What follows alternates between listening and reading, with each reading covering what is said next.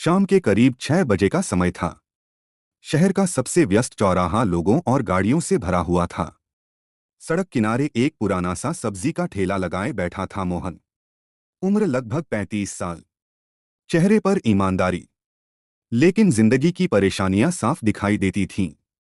मोहन हर सुबह 4 बजे मंडी जाता, उधार में सब्जियां खरीदता और देर रात तक मेहनत करके अपने परिवार का गुजारा करता। घर में उसकी पत्नी सुनीता, 8 साल का बेटा चिंटू और बूढ़ी माँ रहती थीं। उसका एक ही सपना था, बेटे को इतना पढ़ाना कि वह कभी ठेला न लगाए। उसी समय चौराहे पर पुलिस की गाड़ियां आकर रुकीं। शहर में वीआईपी मूवमेंट होने वाला था। सड़क खाली कराई जा रही थी। कार्रवाई की जिम्मेदारी थी दारोगा अजय राणा के पास। अजय अपनी सख्ती के लिए पूरे जिले में मशहूर था। उसके आदेश का मतलब था तुरंत पालन। अजय ने दूर से आवाज लगाई, सारे ठेले तुरंत हटाओ। सब लोग अपना सामान समेटने लगे। मोहन भी जल्दी जल्दी ठेला धकेलने लगा, लेकिन तभी ठेले का एक पहिया गड्ढे में फंस गया। उसने पूरी ताकत लगा दी, लेकिन ठेला हिला तक नहीं। अजय गुस्से में उसके पास पहुंचा। सुना नहीं क्या? मोहन ने हाथ जोड़ दिए। साहब, बस 1 मिनट, पहिया फंस गया है। लेकिन अजय उस समय किसी की सुनने को तैयार नहीं था। उसने गुस्से में मोहन को जोरदार थप्पड़ मार दिया। चटाक! पूरा चौराहा एकदम शांत हो गया। मोहन सड़क पर गिर पड़ा। उसकी सारी सब्जियां सड़क पर बिखर गईं। टमाटर, बैंगन, हरी मिर्च, सब गाड़ियों के नीचे कुचलने लगे। लोग मोबाइल निकालकर वीडियो बनाने लगे। मोहन की आंखों में आंसू आ गए। उसने सिर्फ इतना कहा, साहब, गरीब हूं, गुनहगार नहीं। लेकिन अजय बिना कुछ सुने आगे बढ़ गया। उसी समय अजय के मोबाइल पर उसकी पत्नी का घबराया हुआ फोन आया। अजय, जल्दी घर आओ, हमारी बेटी परी स्कूल से अभी तक घर नहीं पहुंची। अजय के पैरों तले जमीन खिसक गई। क्या मतलब? स्कूल की छुट्टी को 2 घंटे हो गए, उसका कोई पता नहीं है। फोन कट गया। अजय तुरंत पुलिस कंट्रोल रूम पहुंचा। पूरे शहर में अलर्ट जारी कर दिया गया। हर थाने को सूचना भेजी गई। सीसीटीवी फुटेज निकाली गई, लेकिन कहीं कोई सुराग नहीं मिला। उधर मोहन अपनी बिखरी हुई सब्जियां समेट रहा था। तभी उसे अपने ठेले के नीचे एक छोटा सा गुलाबी स्कूल बैग दिखाई दिया।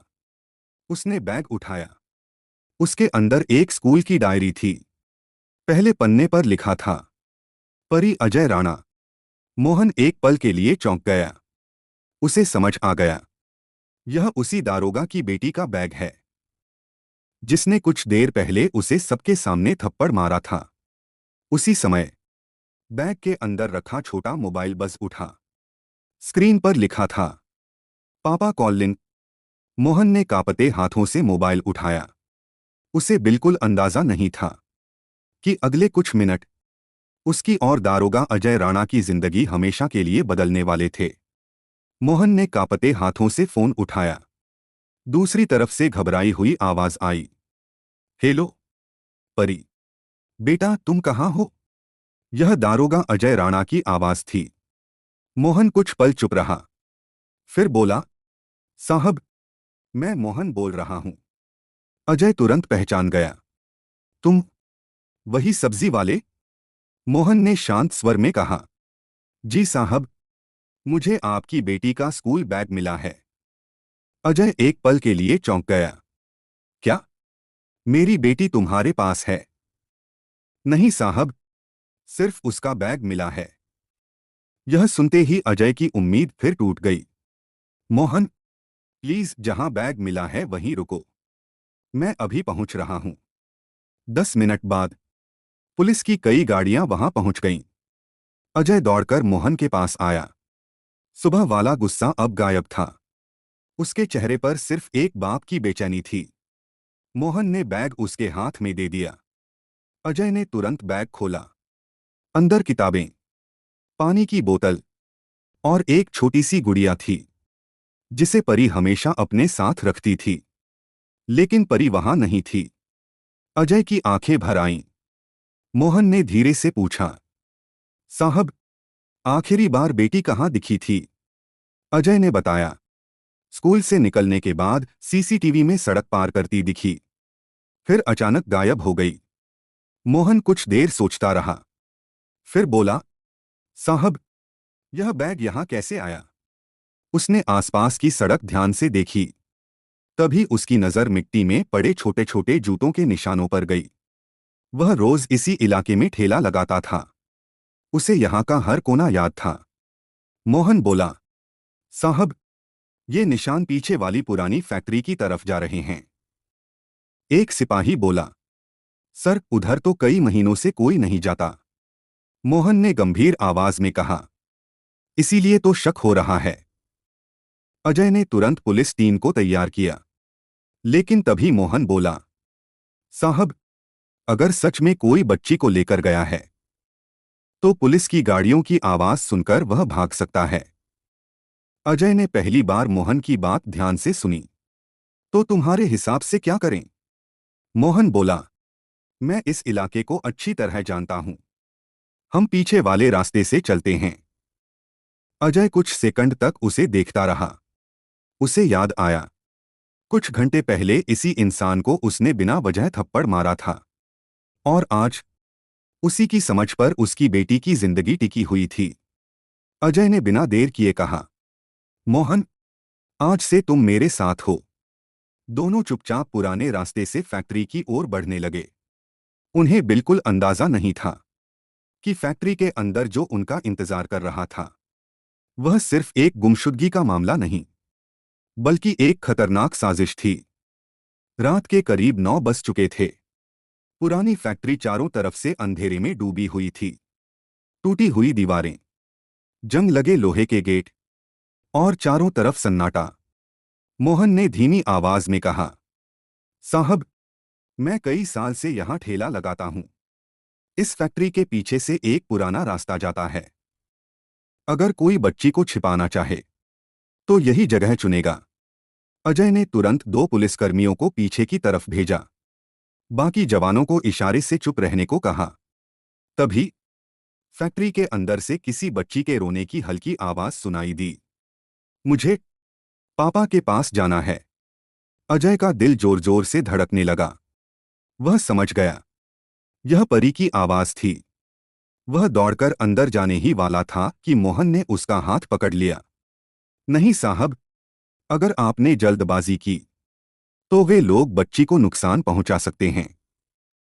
अजय पहली बार पूरी तरह मोहन की बात मान गया। दोनों धीरे धीरे दीवार के सहारे आगे बढ़े। एक टूटे हुए कमरे की खिड़की से अंदर झांका। कमरे में 3 नकाबपोश आदमी थे। परी एक कुर्सी से बंधी हुई थी। वह डरी हुई लगातार रो रही थी। उनमें से एक आदमी मोबाइल पर किसी से कह रहा था, दारोगा को फोन करो। 50 लाख रुपए नहीं दिए तो सुबह तक बेटी नहीं मिलेगी। अजय की मुट्ठियां भींच गईं। उसे समझ आ गया, यह फिरौती के लिए किया गया अपहरण था। लेकिन तभी मोहन की नजर उन बदमाशों में से एक पर पड़ी। वह अचानक चौंक गया। उसने धीरे से कहा, साहब, इस आदमी को मैं पहचानता हूं। अजय ने हैरानी से पूछा, कौन है? मोहन बोला, यह रोज मेरे ठेले से सब्जी खरीदता था। इसका नाम नरेश है। लेकिन यह अकेला नहीं हो सकता। उसी समय कमरे के अंदर से एक और आदमी बाहर आया। उसका चेहरा देखते ही अजय के पैरों तले जमीन खिसक गई। वह कोई अपराधी नहीं, बल्कि उसी थाने का एक पुलिस कांस्टेबल था। अजय की आंखों में अविश्वास था। जिस पुलिसकर्मी पर वह सबसे ज्यादा भरोसा करता था वही अपहरणकर्ताओं के साथ खड़ा था। अब मामला सिर्फ उसकी बेटी का नहीं था, बल्कि पुलिस विभाग के अंदर छिपे गद्दार का भी था। अजय ने मोहन की तरफ देखा। मोहन ने धीरे से कहा, साहब, आज गलती की कोई गुंजाइश नहीं है। एक तरफ आपकी बेटी है और दूसरी तरफ वर्दी का सम्मान। अजय ने गहरी सांस ली और वायरलेस का बटन दबाने ही वाला था कि अचानक पीछे से किसी ने बंदूक उसकी पीठ पर तान दी। एक ठंडी आवाज आई, हथियार नीचे रख दो दारोगा, वरना अगली गोली तुम्हारी बेटी के लिए होगी। दोनों एक पल के लिए बिल्कुल स्थिर हो गए। उन्हें समझ आ गया, उनकी मौजूदगी का पता चल चुका था। बंदूक की ठंडी नली दारोगा अजय की पीठ से लगी हुई थी। अजय ने धीरे धीरे अपने दोनों हाथ ऊपर कर दिए। मोहन ने भी बिना कोई हरकत किए वहीं खड़ा रहना बेहतर समझा। पीछे खड़ा बदमाश हंसते हुए बोला, बहुत बहादुर बन रहे थे ना, अब चलो अंदर। दोनों को धक्का देकर उस कमरे में ले जाया गया जहां छोटी परी कुर्सी से बंधी हुई थी। जैसे ही परी ने अपने पिता को देखा, वह रोते हुए चिल्लाई, पापा, मुझे यहां से ले चलो। अजय की आंखें भर आईं, लेकिन वह कुछ नहीं कर सकता था। नकाबपोश सरगना बोला, दारोगा साहब, अब आपकी ईमानदारी की परीक्षा होगी। 50 लाख रुपए या फिर बेटी। अजय ने गुस्से में कहा, तुम लोग बच नहीं पाओगे। सरगना जोर से हंस पड़ा, तुम्हारे अपने थाने का आदमी हमारे साथ है, पुलिस हमें क्या पकड़ेगी? यह सुनकर अजय की नजर उस कांस्टेबल पर गई। वह शर्म से सिर झुकाए खड़ा था। मोहन चुपचाप पूरे कमरे को ध्यान से देख रहा था। एक टूटी हुई खिड़की, छत से लटकती मोटी रस्सी और एक पुरानी लोहे की रॉड। उसके दिमाग में एक योजना बन चुकी थी। उसने धीरे से अजय की तरफ देखा। अजय उसकी आंखों का इशारा समझ गया। अचानक मोहन लड़खड़ाने का नाटक करते हुए नीचे गिर पड़ा। एक बदमाश गुस्से में उसकी तरफ बढ़ा। उठ, नाटक मत कर। जैसे ही वह झुका, मोहन ने बिजली की तेजी से उसके पैर पकड़कर जोर से खींच लिया। वह बदमाश जमीन पर गिर पड़ा। उसी पल अजय ने दूसरे बदमाश पर झपट्टा मार दिया। पूरा कमरा अफरातफरी से भर गया। गोलियों की आवाज गूंज उठी। परी डर के मारे आंखें बंद करके रोने लगी। इसी बीच एक बदमाश ने परी की तरफ बंदूक तान दी। अजय बहुत दूर था, वह समय पर वहां नहीं पहुंच सकता था। लेकिन मोहन ने बिना एक पल सोचे दौड़कर परी के सामने खुद को खड़ा कर दिया। धाय! गोली चल गई। मोहन के कंधे से खून बहने लगा। दर्द के बावजूद उसने परी की रस्सियां खोल दीं। बेटा, भागो, अपने पापा के पास भागो। परी रोती हुई अजय से लिपट गई। अजय ने गुस्से में आखिरी बदमाश को दबोच लिया। उसी समय बाहर से पुलिस की अतिरिक्त टीम भी फैक्ट्री में पहुंच गई। कुछ ही मिनटों में सभी अपराधी गिरफ्तार कर लिए गए। घायल मोहन जमीन पर पड़ा था। अजय उसके पास घुटनों के बल बैठ गया। उसकी आंखों से आंसू बह रहे थे। वह कांपती आवाज में बोला, मोहन, जिस इंसान को मैंने सबके सामने थप्पड़ मारा, आज उसी ने मेरी बेटी के लिए गोली खा ली। मोहन हल्का सा मुस्कुराया, साहब, बच्चों की जान बचाने में कोई हिसाब नहीं रखा जाता। इतना कहकर उसकी आंखें धीरे धीरे बंद होने लगीं। अजय जोर से चिल्लाया, एम्बुलेंस, जल्दी! लेकिन डॉक्टरों के अस्पताल पहुंचने से पहले ही मोहन की नब्ज लगातार धीमी होती जा रही थी और डॉक्टर के मुंह से निकले अगले शब्द अजय की पूरी जिंदगी बदल देने वाले थे। एम्बुलेंस पूरी रफ्तार से अस्पताल की ओर दौड़ रही थी। दारोगा अजय राणा बार बार डॉक्टर से एक ही सवाल पूछ रहा था, डॉक्टर, मोहन ठीक तो हो जाएगा ना? डॉक्टर बिना कुछ बोले उसका इलाज करते रहे। कुछ देर बाद ऑपरेशन थिएटर का दरवाजा बंद हो गया। अजय बाहर कुर्सी पर बैठ गया। उसकी बेटी परी उसके कंधे से लगी हुई थी। पहली बार एक पुलिस अधिकारी खुद को इतना बेबस महसूस कर रहा था। करीब 2 घंटे बाद डॉक्टर बाहर आए। अजय घबराकर खड़ा हो गया। डॉक्टर, डॉक्टर मुस्कुराए, खतरा टल गया है। गोली कंधे को छूकर निकल गई। यह सुनते ही अजय की आंखों से राहत के आंसू निकल पड़े। वह तुरंत वार्ड में पहुंचा। मोहन को होश आ चुका था। अजय उसके बिस्तर के पास खड़ा हो गया। कुछ पल तक दोनों चुप रहे। फिर अजय ने अपनी पुलिस की टोपी उतारी और पूरे सम्मान के साथ मोहन के पैरों के पास रख दी। वार्ड में मौजूद सभी लोग हैरान रह गए। अजय की आंखें नम थीं। मोहन, आज मैं दारोगा बनकर नहीं, एक शर्मिंदा इंसान बनकर आया हूं। जिस दिन मैंने तुम्हें थप्पड़ मारा था उस दिन मेरी वर्दी हार गई थी, लेकिन आज तुमने मुझे सिखाया है कि इंसानियत सबसे बड़ी ताकत होती है। मोहन ने धीरे से कहा, साहब, गलती हर इंसान से होती है, लेकिन उसे स्वीकार करना हर किसी के बस की बात नहीं।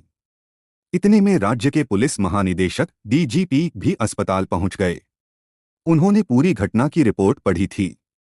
उन्होंने अजय की तरफ देखा और कहा, इंस्पेक्टर अजय, तुमने गलती की थी, लेकिन उसे छिपाने की कोशिश नहीं की, और इस बहादुर इंसान की वजह से आज तुम्हारी बेटी सुरक्षित है। फिर डीजीपी मोहन के पास गए। उन्होंने उसका हाथ पकड़कर कहा, तुम पुलिस में नहीं हो, फिर भी आज तुमने एक पुलिसवाले से बड़ा साहस दिखाया है। कुछ दिनों बाद पूरे शहर में एक सम्मान समारोह आयोजित किया गया। मंच पर पुलिस अधिकारी, शहर के लोग और मीडिया मौजूद थे। दारोगा अजय ने सबके सामने माइक उठाया।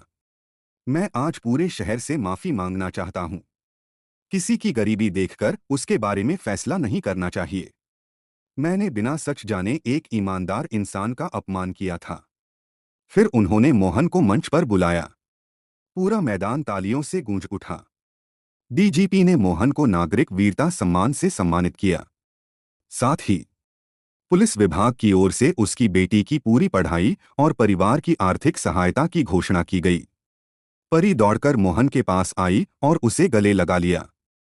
वह मासूमियत से बोली, मोहन अंकल, आप मेरे दूसरे पापा जैसे हो। यह सुनकर पूरे मैदान की आंखें नम हो गईं।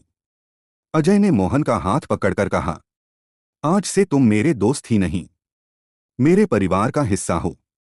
मोहन मुस्कुराया, साहब, इंसान की पहचान उसकी वर्दी या कपड़ों से नहीं, उसके दिल से होती है। उस दिन के बाद शहर के हर पुलिस स्टेशन में एक बोर्ड लगाया गया। उस पर बड़े अक्षरों में लिखा था, पहले सच जानिए फिर फैसला कीजिए। एक गलत फैसला किसी बेगुनाह की पूरी जिंदगी बदल सकता है।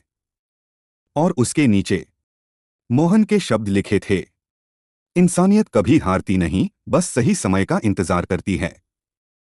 कहानी की सीख, गुस्से में लिया गया एक फैसला किसी निर्दोष की जिंदगी बर्बाद कर सकता है, लेकिन अपनी गलती स्वीकार करना और उसे सुधारना ही सच्ची बहादुरी है। समाप्त।